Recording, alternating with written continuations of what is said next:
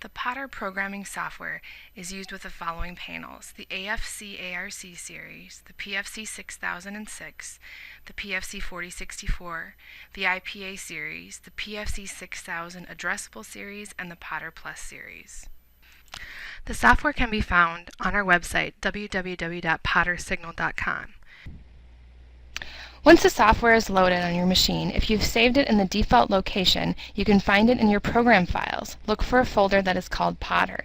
Click on that and you'll find a link for the Potter Fire Panel Programming Tool.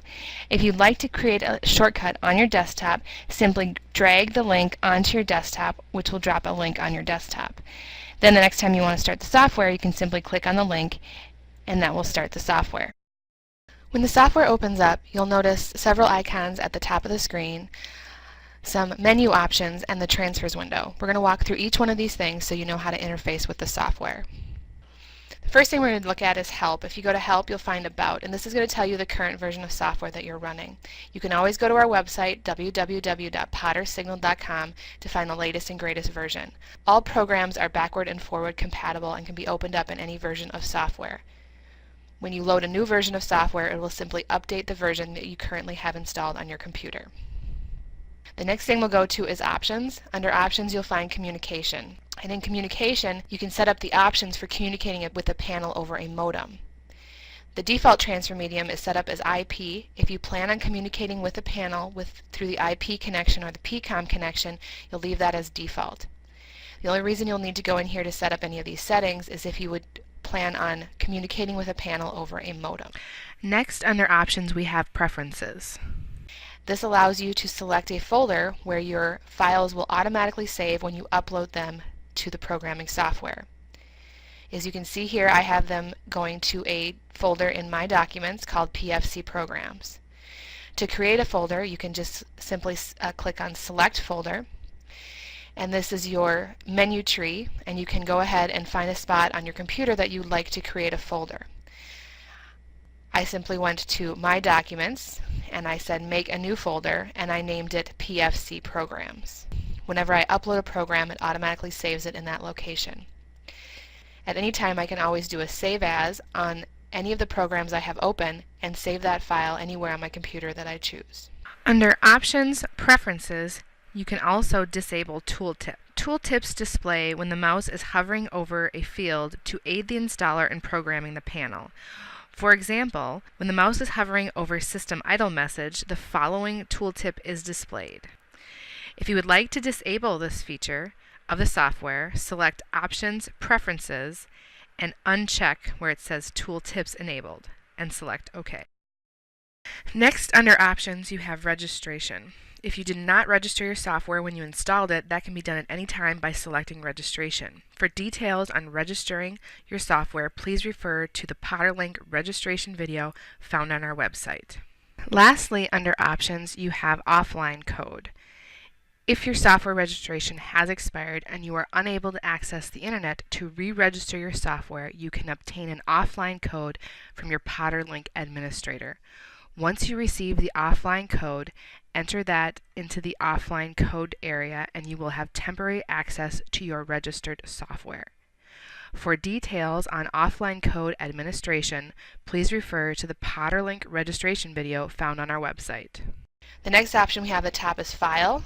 If you go to File, you'll have some options for starting a new program or a blank program, opening up an existing program, and you'll see a list of programs that you've recently been working on. If I select New, it'll show me the panels that I can program using this programming software, and I can start a new program for any of these panels by simply clicking on them and selecting OK. We're going to next take a look at the icons that run across the top in the upper left-hand corner. The 4 icons on the right allow for different print options. For example, if I have a program open and I wanted to print a points list from the Points tab, with this tab open, I can simply select to export this to Word. I can also export this to Excel, or I could simply print the list to a printer by selecting the icon on the left.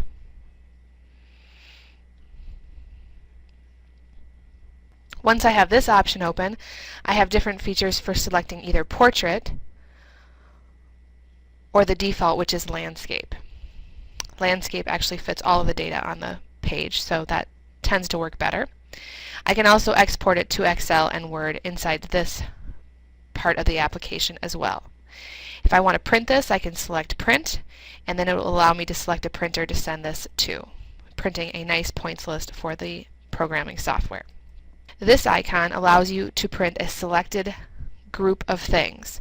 So for example, if I just wanted to print the NAC circuit characteristics, I could highlight them by left clicking on the top and then dragging my arrow down to the bottom and selecting all of the power supply points, so I have a selected grid, and then when I click on this icon, it's just going to print that information.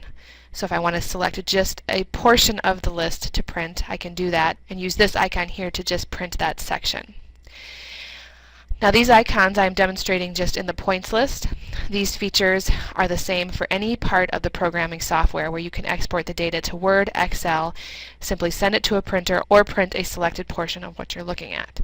The next set of icons to the left allow you to communicate with the fire alarm panel. The first one in the middle allows you to upload or pull out the detector sensitivity from the panel and create a sensitivity report. You then have the ability to upload the history or pull the history out of the panel and create a history report.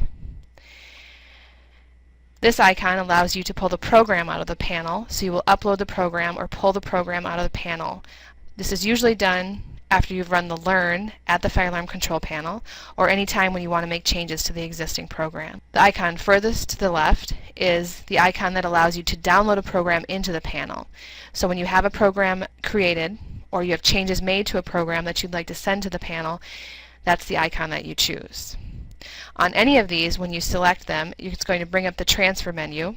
It's going to fill in the transfer type that you selected. In this case, I selected detector status.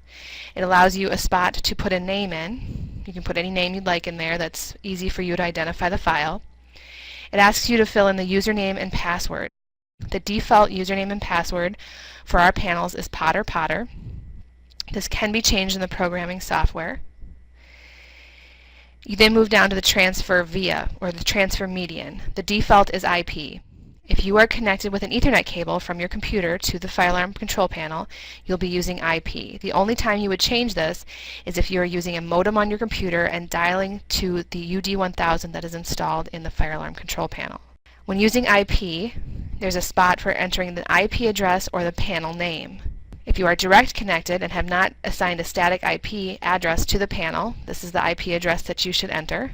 You can also try the panel name, and the panel name is found on the heatsink inside the fire alarm control panel on a sticker. It's going to start with the panel's part number. Once you have that information filled in, you can go ahead and select OK. Once you say OK, whether it's uploading a detector status, a history, or the program, or even downloading, it will file it in the transfers window down below. You can see at the top here it says status, and it is complete.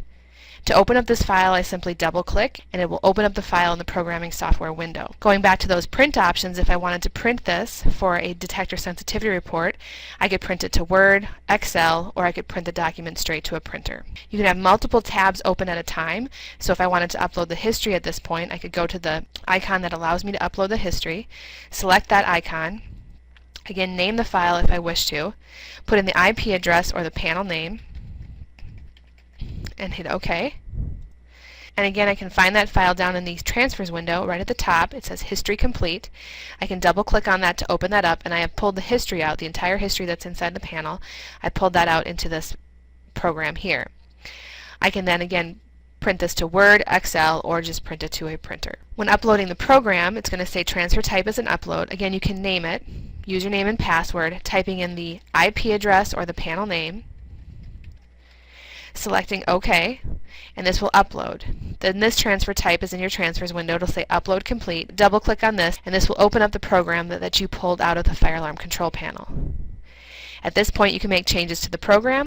Each one of these menu options on the left has an associated training video. Please refer to that video for information on these menu options. Once you have made changes to the program and you are satisfied with the program and wish to download it, that's when you would click on the icon furthest to the left, the download configuration file, and it would bring up the transfers window again. It would say download. It has captured the current program that you have open, so it's put that file in there with its file name. your username and password, and it's captured the panel's name. At this point, you can simply hit OK, and the program will download into the fire alarm control panel. Again, there are training videos for each option in the menu list that can be found on our website. Please refer to those videos for details on each section of the programming software.